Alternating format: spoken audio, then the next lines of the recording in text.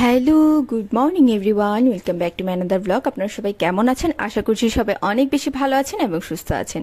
তো আজকে হচ্ছে একটা অলস দিন কাটাতে যাচ্ছি আমি। যেহেতু ব্লগটা আমি আগের দিন হচ্ছে ভিডিও করি, পরের দিন হচ্ছে ভয়েস ওভার করি বা যাই করি, পরের দিন হচ্ছে আপলোড দিই। তো হচ্ছে আমি ইন ডিটেলস আগে একটু মানে শর্ট করে আগেই একটু বলে দিই যে কি হতে যাচ্ছে।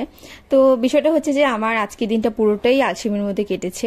তো এখানে হচ্ছে এসে দেখি যে প্রথমে মা কি কি রান্না করছে সেগুলো একটু দেখলাম। এখানে হচ্ছে পূজার ফুল এনে রেখেছে, আর হচ্ছে পাপা বাজারেও গিয়েছিল, তো ওখানে নুডলসগুলো এনেছি। এই নুডলসগুলো খুব মানে আমার কাছে কিউট লেগেছে দেখতে, তো আপনাদের সাথে সেজন্য একটু শেয়ার করলাম, তা না হলে আসলে এটা দেখানোর মতো কোনো কিছু না।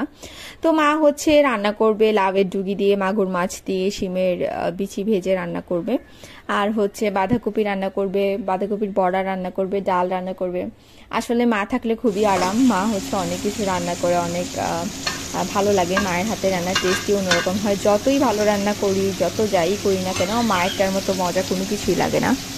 আর হচ্ছে আজকে সারাদিনই মা সব কিছু করেছে, আমি করার মধ্যে কোনো কিছুই করিনি, একেবারে আলসেমি করে কাটিয়েছি। এত বেশি আলসেমি করেছি যে আমার স্নানটা পর্যন্ত করতে সন্ধ্যা হয়ে গিয়েছিল। তো যাই হোক, এখানে হচ্ছে মা কী কী রান্না করছে সেগুলো একটু আপনাদেরকে দেখাই। আসলে একদিন ব্লগ না করলে মনে হয় যে আপনাদের থেকে অনেকটা মানে অনেকটা দূরে সরে গিয়েছি এমন মনে হয় আর কি। তো এখানে হচ্ছে মা আলু ভেজে নিচ্ছে, যেহেতু মাগুর মাছ দিয়ে লাউ পাতা লাউয়ের ডুগা দিয়ে রান্না করবে। তো এখানে হচ্ছে আলু দিবে, আর শিমের বিচি ভেজে সিদ্ধ করে নেয় যেটা, সেটাও দিবে। তো এখানে হচ্ছে মা প্যানের মধ্যে তেজপাতা দিল, কয়েকটা জিরা দিয়ে দিল, তারপর হচ্ছে এখানে সম্ভারে আদা দিবে, তারপর হচ্ছে মরিচের গুঁড়া, ধনে গুঁড়া, লবণ সব কিছু দিয়ে ভালো করে মশলাটাকে কষিয়ে নেবে। তো আদাও দিয়ে দিল এখানে। তো সব মশলাগুলো যখন ভালো করে কষানো হয়ে যাবে, তখন হচ্ছে লাউয়ের ডুগা আর পাতা, ছোট ছোট পাতা আছে, সবগুলো পাতা তো দেয়নি, সেগুলো দিয়ে ভালো করে কষিয়ে নিতে হবে। আর পাশে হচ্ছে মা মাছের মাথা দিয়ে বাঁধাকপিটা করে নিচ্ছে, রান্না করে নিচ্ছে আর কি। আর এখানে ভালো করে সম্ভারটা আসার জন্য মা অপেক্ষা করছে। তো এই যে এখানে হচ্ছে মা মশলাগুলো নিয়ে নিচ্ছে, মরিচের গুঁড়া আর কি হলুদের গুঁড়া, ধনে গুঁড়া আর হচ্ছে লবণ। তো মা হচ্ছে একটু পানিতে নিয়ে তারপর হচ্ছে গুলে দেয়। এটা মায়ের কাছ থেকে আমিও শিখেছি। আমিও রান্না করার সময় এমন করি যে শুকনা মশলাগুলো গুলে রেখে দিই, তাহলে একটা বাটা মশলার ফ্লেভার আসে। যদিও আজকে মা একটু তাড়াহুড়া করেই দিচ্ছে, তেমন একটা গুলে রাখার সময় পাইনি। তো জাস্ট পানিতে গুলি হচ্ছে দিয়ে দিয়েছে আর কি। তারপর সবগুলো মশলা একসাথে ভালো করে কষিয়ে নিয়েছে। তো এই যে এখন হচ্ছে মশলাটা দিয়ে দিচ্ছে।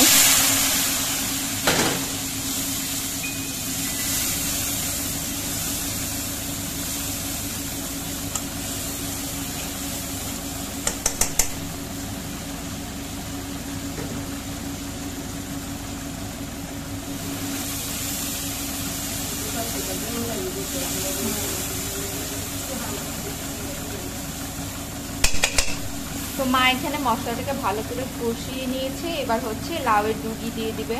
আজকে হচ্ছে খুব পছন্দের খাবারটা আমাদের সবারই মোটামুটি, লাউয়ের ডুগি দিয়ে শিমের বিচি, শুকনা শিমের বিচিটাকে যেটা টেলে সিদ্ধ করে নেওয়া হয় ওইটা, আলু দিয়ে, শিং মাছ না, মাগুর মাছ দিয়ে রান্না করা হবে।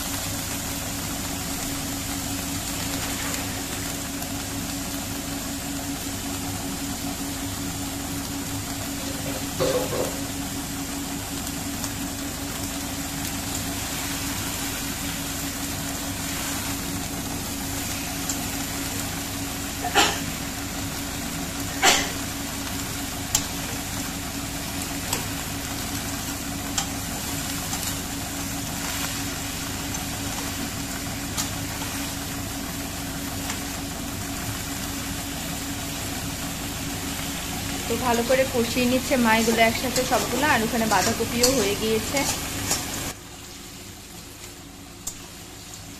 তো মা হচ্ছে পাশে অন্যান্য কাজগুলো করে নিচ্ছে, তো আমি ভাবলাম ঠিক আছে তাহলে আমি একটু ভালো করে নাড়াচাড়া দিয়ে নিই, একটু ভালো করে নেড়ে চেড়ে আর একটু কষিয়ে নিই, মা ততক্ষণে হচ্ছে অন্য কাজটা করে ফেলবে আর আমারও ভিডিও করা হয়ে যাবে। সেই জন্য দেখেন কত সুন্দর লাগছে, সবগুলো কালারফুল, আমার খুব ভালো লাগে কালারফুল ভেজেস। আর এই যে এখানে হচ্ছে মা বাঁধাকপিগুলোকে ভালো করে মেখে নিচ্ছে বড়া করার জন্য।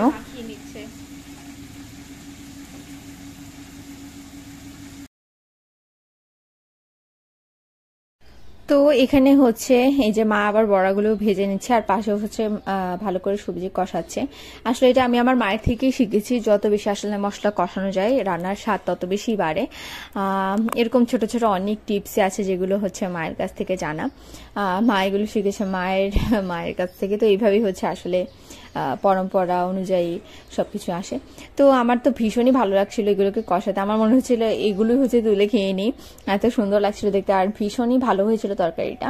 আমি হচ্ছে ছোটবেলায় একদম শিং মাগুর মাছ পছন্দ করতাম না, কিন্তু আসলে বয়সের সাথে সাথে মানুষের অনেক পরিবর্তন হয়, সেটারই প্রমাণ হচ্ছে এখন। আমি হচ্ছে এখন খুবই পছন্দ করি শিং মাগুর মাছ খেতে। মানে ছোটবেলা বলতে আমি যখন এইচএসসিও দিয়েছি তখন আমি বলতাম যেগুলো সাপ জাতীয় মাছ আমি খাই না, এরকম করতাম। কিন্তু আসলে এখন তো কি বলবো আর, এখন অনেকটা চেঞ্জ হয়ে গিয়েছি। আসলে এরকমটাই হয় মানুষের বয়সের সাথে সাথে সবকিছু। তো মা হচ্ছে এখানে ঝোলও দিয়ে নিয়েছে, আমি একটু নেড়ে চেড়ে হচ্ছে সবগুলোকে মিশিয়ে দিচ্ছি। খুবই সুন্দর লাগছিল দেখতে আর খুব টেস্টও হয়েছিল। আপনারা চাইলে এই রেসিপিটা ট্রাই করতে পারেন, আমার কাছে তো খুবই ভালো লাগে আর খুব স্বাস্থ্যকর, যেহেতু অনেক রকমের সবজি আছে আর মাগুর মাছ তো খুবই ভালো। আর এই যে মাকে একটু দেখাচ্ছি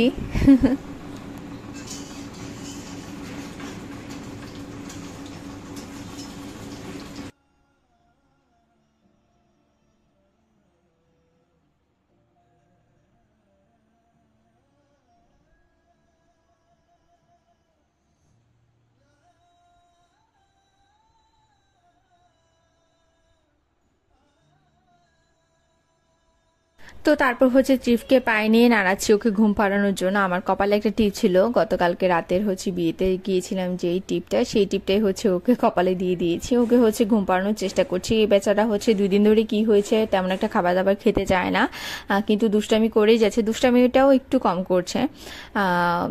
তবে তেমন কোনো শরীর খারাপ বলে কোনো কিছু বোঝা যাচ্ছে না, আসলে কম খাচ্ছে বলে দুর্বল লাগছে হয়তো। তো যাই হোক, আবার ঘুম পাড়াতে নিলেও সে ঘুমাতে চায় না, অনেকভাবে ট্রাই করেছি। তো যাই হোক, পরবর্তীতে হচ্ছে পায়ে নিলাম, পায়ে নিয়ে হচ্ছে পায়ে করে নাড়াচ্ছি। তো নাড়াতে নাড়াতে নাড়াতে নাড়াতে আমার তো পা ব্যথা হয়ে গিয়েছে, কিন্তু ওর তো ঘুমের কোনো লক্ষণই নেই। আর হচ্ছে অনেক বেশি ঘ্যান ঘ্যান করছিল বলে আসলে আজকে আরো আলসেমি করে দিনটা কাটানো হয়েছে, সারাক্ষণ মা মা করছিল। তো আমার মা বলছিল তোকে আজকে কোনো কিছু করতে হবে না, তুই হচ্ছে চিফকেই টাইম দে। তো সেই জন্যই হচ্ছে আমি চিফকে নিয়েছিলাম, আর এই চিফকে নিয়ে চুপচাপ বসে থাকতে থাকতে আমার এত আলসেমি ধরে গিয়েছিল, আমার কোনো কাজ করতে ইচ্ছে করছিল না, ইভেন আমার স্নান করতেও ইচ্ছে করছিল না। তো এখানে হচ্ছে একটা নাটক লাগিয়েছে আমার বোন, এই নাটকটা দেখতে দেখতে হচ্ছে আমরা দুজন ভাত খেয়ে নিচ্ছিলাম। তো তারপর হচ্ছে ভাত টাত খেয়ে আমরা অনেকক্ষণ ভেবেছিলাম স্নান করবোই না, যেহেতু অনেক লেট হয়ে গিয়েছে, তো অনেকক্ষণ বসেছিলাম। তারপর হচ্ছে বসে থাকতে থাকতে ঘুমিয়েও গিয়েছি। তো এরপরে হচ্ছে সন্ধ্যার দিকে উঠলাম, ঘুম থেকে উঠে একটু ফ্রেশ ট্রেশ হলাম, দেখি ত্রিব আরো আগেই ঘুম থেকে উঠে গিয়েছে। আমি ঘুম থেকে উঠে দেখি আর আমি ঘুমিয়ে থাকার কারণে মামাকে ডাকেনি, কারণ ইদানিং আমারও শরীরটা ভালো যাচ্ছে না, প্রেশারের এত আপস এন্ড ডাউন হচ্ছে, আমি কি করবো কিচ্ছু বুঝতে পারছি না। এই তো মানে লো হয়ে গেলে ডিম খাচ্ছি, হাই হয়ে গেলে লেবু খাচ্ছি, এই করছি। আর এখানে হচ্ছে সাত্বিক আবার ঘুম থেকে উঠে দেখি যে ঝাল ঝাল পুলি পিঠার মতো বানিয়ে সেগুলোকে হচ্ছে ভেজে তৈরি করে যেটা, সেটা তৈরি করছে আর কি।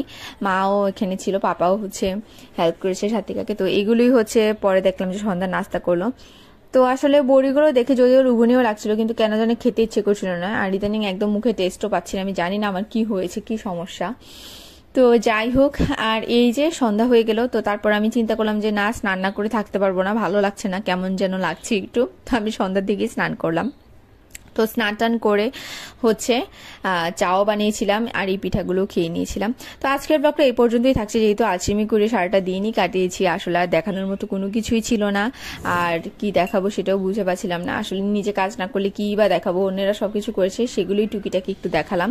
খুবই ভালো হয়েছিল, এই পুলিটাও খুব ভালো হয়েছিল। আমি সরি আসলে রেসিপিটাও শেয়ার করতে পারিনি, যদি আপনারা চান কমেন্ট বক্সে জানতে পারেন, আমি সেটা রেসিপিটা পরে দিয়ে দেবো আমার বোনের কাছ থেকে নিয়ে, যেহেতু এটা ও বানিয়েছে, খুব টেস্ট হয়েছিল। আর এখানে হচ্ছে তারপর আমি স্নান টান করে চলে এসেছি, চলে এসে হচ্ছে সবার জন্য চা বানিয়ে নিচ্ছি, 3 কাপ চা বানাচ্ছি। তো চা দিয়ে হচ্ছে পুলি পিঠা খেয়েছিলাম। আর এই তো এভাবেই হচ্ছে আজকের দিনটা কেটে গেল। তো আজকের ব্লগটা এই পর্যন্ত থাকছে। আপনারা সবাই ভালো থাকবেন, সুস্থ থাকবেন। আর আমার ব্লগগুলো যদি ভালো লেগে থাকে তাহলে অবশ্যই আমাকে কমেন্ট করবেন, আমার ব্লগগুলো শেয়ার করবেন। আর এখনো যারা আমাকে সাবস্ক্রাইব করেনি, যারা আজকে আমাকে নতুন দেখছেন, তারা অবশ্যই আমার চ্যানেলটিকে সাবস্ক্রাইব করে দেবেন আর আমার পাশেই থাকবেন। তো দেখা হচ্ছে নেক্সট ব্লগে। টিল দেন সবাই অনেক বেশি ভালো থাকবেন এবং সুস্থ থাকবেন। টাটা।